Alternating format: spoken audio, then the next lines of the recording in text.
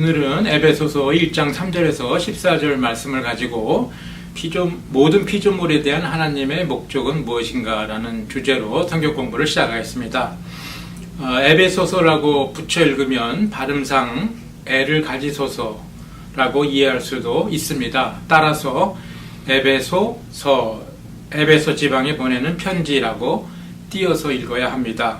AD 61년에서 63년경 로마의 가택 연금 상태에서 사도 바울이 소아시아 지방, 아시아 마이너라고 부릅니다. 현재 터키의 서남부 지방에 있는 7교회 중에 하나인 에베소 지방에 보내는 편지라는 뜻입니다.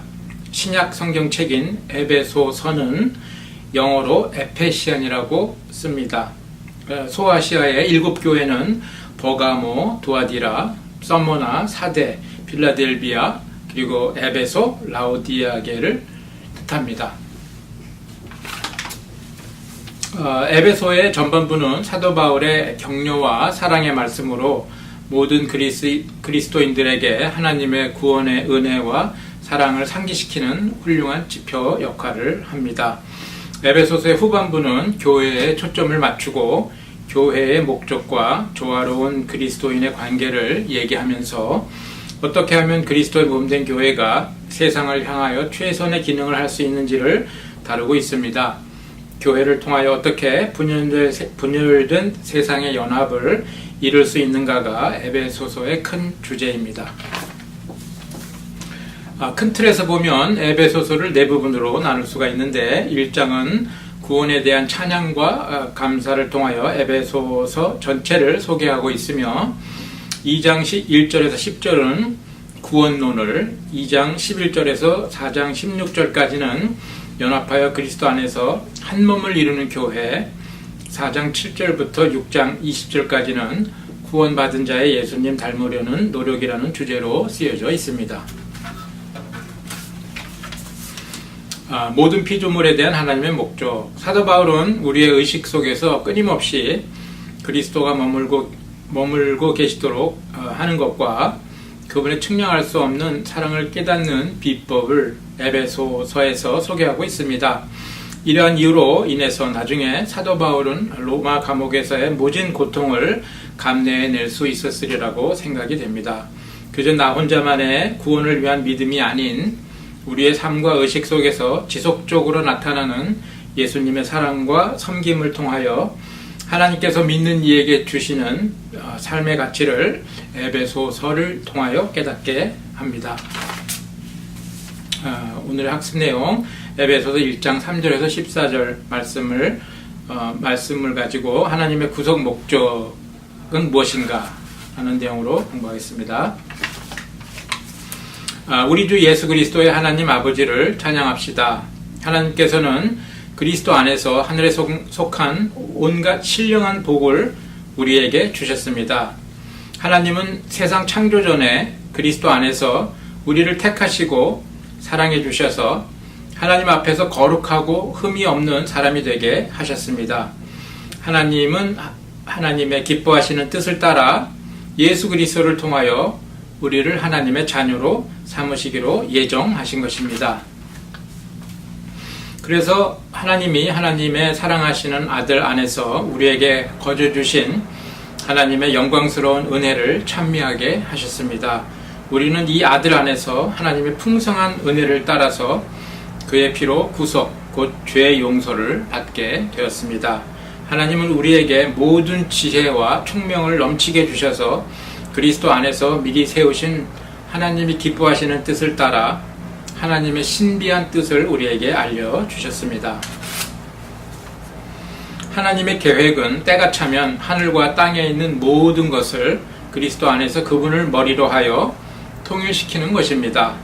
하나님은 그리스도 안에서 우리를 상속자로 삼으셨습니다. 이것은 모든 것을 자기의 원하시는 뜻대로 행하시는 분의 계획에 따라 미리 정해진 일입니다. 그것은 그리스도께 맨 먼저 소망을 둔 우리로 하여금 하나님의 영광을 찬미하는 사람이 되게 하시려는 것이었습니다. 여러분도 그리스도 안에서 진리의 말씀, 곧 여러분을 구원하시는 복음을 듣고서 그리스도를 믿었으므로 약속하신 성령의 날인을 받았습니다. 이 성령은 하나님의 소유인 우리가 완전히 구원받을 때까지 우리의 상속의 담보이시며 우리로 하여금 하나님의 영광을 찬미하게 하십니다. 당시에 에베소 지방은 소아시아의 수도였으며 그리스도의 역사상 가장 중요한 3대 중요 도시 예루살렘, 수리아, 안디옥, 에베소 중에 하나였습니다. 바울이 제2차 전도 여행을 할 때 에베소 교회를 설립하였으며 당시에 에베소는 윤리적으로 성적으로 문란한 도시였고 여신 다이아나를 섬기는 도시였습니다. 따라서 당시에 에베소 교인들은 여러 가지 면에서 볼 때 성도라고 불릴 수 없는 처지였습니다.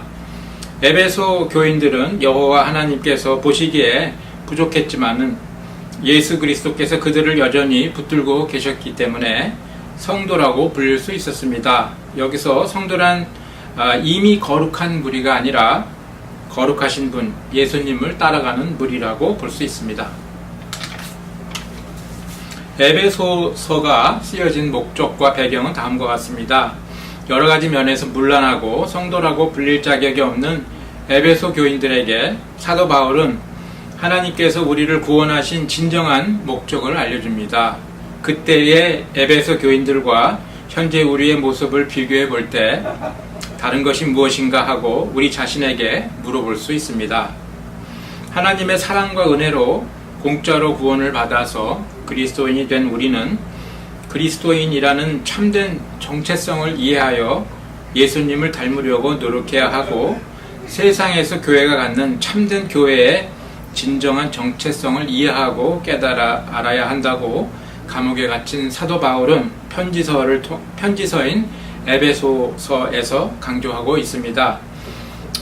이것을 하늘의 신령한 비밀을 깨닫고 알아야 참되고 거듭난 그리스도인이라고 사도 바울은 말하고 있습니다. 여기에서 나온 교회를 의미하는 헬라어 그리스어죠. 헬라어 단어인 에클레시아는 불러내어진 무리라는 뜻입니다. 그리스의 한자 표기인 히랍은 헬라를 중국어로 음차한 것입니다. 따라서 그리스어, 헬라어, 히랍어는 다 같은 말입니다. 수리아 안디옥은 터키의 동쪽 끝, 이스라엘의 북쪽 끝, 예루살렘에서 북쪽으로 800km 정도 떨어져 있습니다. 지중해 근처에 위치해 있으며 비시디아 안디옥은 터키의 중앙 높은 산속에 위치해 있습니다. 따라서 수리아 안디옥과 비시디아 안디옥은 다른 안디옥임을 알 수가 있습니다. 하나님께서 믿는 이에게 주신 삶의 가치를 이해하여 우리가 오늘 얻을 수 있는 교훈은 무엇인가? 하나님께서 믿는 이에게 주신 삶의 가치를 이해하여 섬김을 실천하는 복된 인생이 되려고 노력하자. 자기 혼자만의 믿음의 완성을 위해서 힘겹게 헐떡거리는 인생이 있고 다른 사람 100명, 1000명을 섬기는 복된 믿음이 있습니다. 그리고 자기가 가지고 있는 성경 지식만 뽐내며 그것이 전부인 것처럼 잘난 체하며 섬기지 않는 얌체 같은 믿음도 있습니다. 올바른 믿음이라면 삶에서 섬김을 실천하는 하늘의 신령한 비밀을 아는 가치 있고 복된 인생이 되려고 노력해야겠습니다. 우리 모두는 부족하기 때문입니다. 성령의 임재가 있는 모든 사람에게는 은혜가 임하고 은혜가 있는 모든 사람에게는 평강의 복이 임합니다. 이 평강은 단순히 사람의 마음이 평안한 상태를 말하는 것이 아닙니다. 이것은 구원의 은혜로 죽음까지 해결받은 세상이 도저히 감당치 못하는 오직 여호와 하나님만이 주실 수 있는 평강입니다. 그리고 맨 마지막에 보면은 그 지중해가 있고요. 그 다음에 그 예루살렘에서 정북쪽으로 수리아 안디옥이 있습니다. 800km 정도 떨어져 있고요.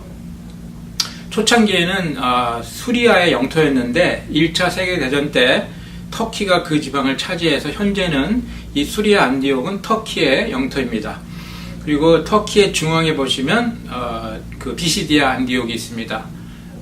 그 사도 바울이 여기 산맥을 넘어가서 너무 높은 산을 넘어가서 나중에 그 피시디아 안디옥에 이르렀더니 다리에 힘이 없어서 비실비실거렸다 이렇게 이해하시면 안 잊어먹습니다. 그 피시디아 안디옥이라고 기억하시면 되겠습니다.